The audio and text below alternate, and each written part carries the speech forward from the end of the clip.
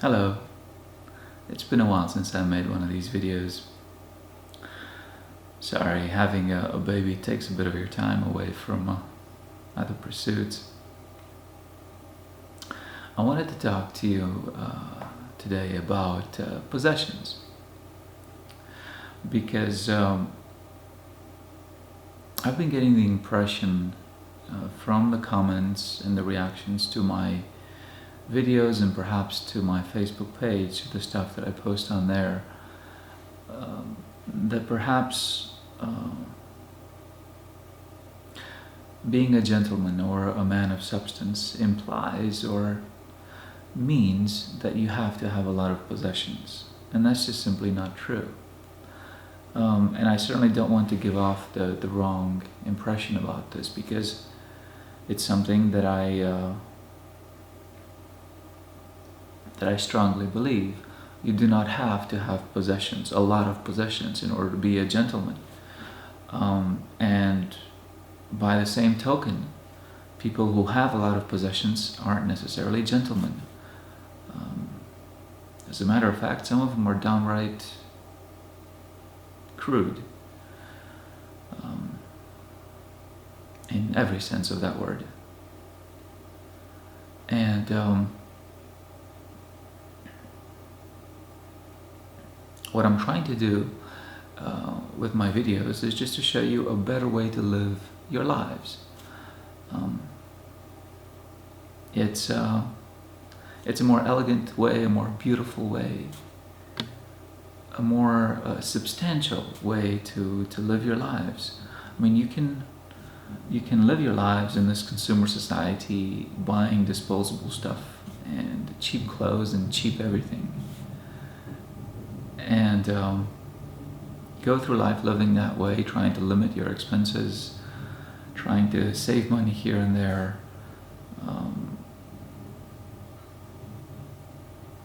You can certainly do that. It's a viable way to get through life. What I'm trying to say is that it's not a particularly interesting way to get through life. And since we all have just one life, and this body at least, right? And the bodies that we know, that we're aware of, then it behooves us to make that life worthwhile. And part of that, making that life worthwhile, is investing in possessions that will make our lives more special. And we don't have to have everything on earth that crosses our path. Although if you feel like doing that, go for it. If you've got the money and that's what you think fulfills you, great. But for most of us, I think, we're presented with a catalog. Life presents us with a catalog, if you will. And we choose from that catalog what we want to have in our lives. And we make a list of the stuff that we want. And if you don't have a list, then I encourage you to make one. It's important that we each have a list of the things that we want in life, written down by hand on a piece of paper. And then we go after those things. And so life presents us with a catalog, if you will, of the things that we can have. And I encourage each and every one of you to choose the things that you love the most out of that catalog. And the list doesn't have to be incredibly long. You don't have to pick everything that you see.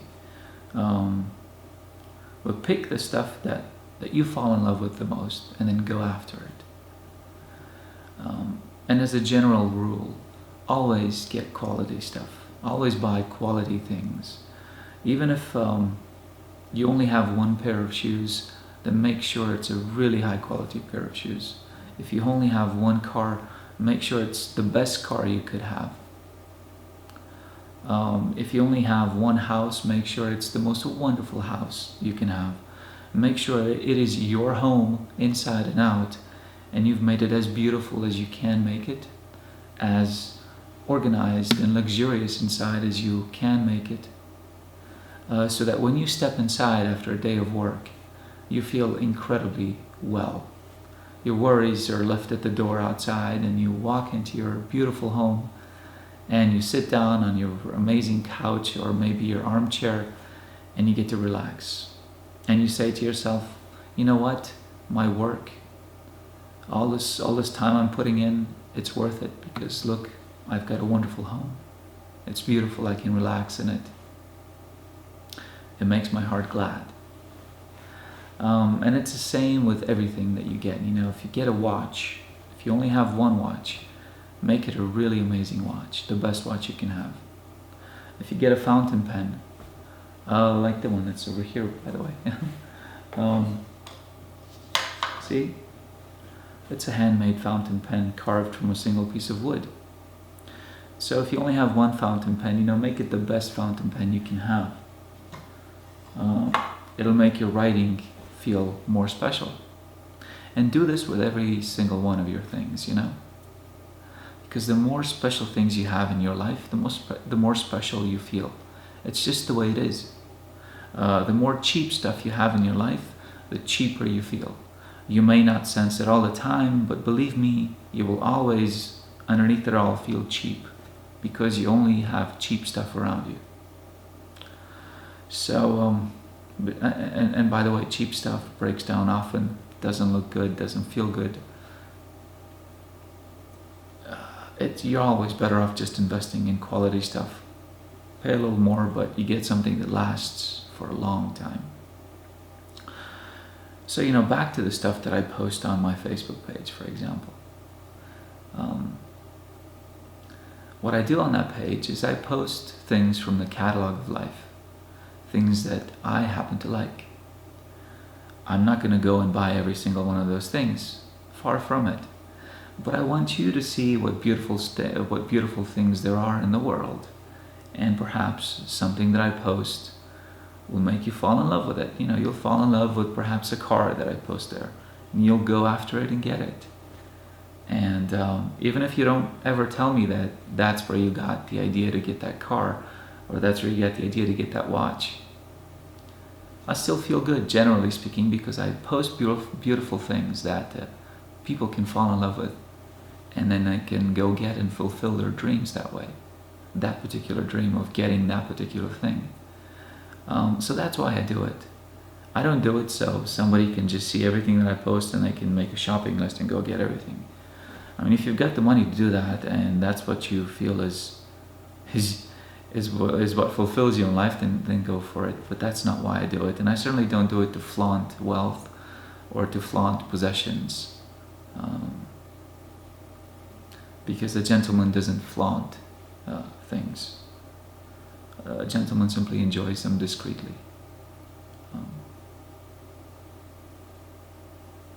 Well, I have to laugh here, because say you've got a Ferrari.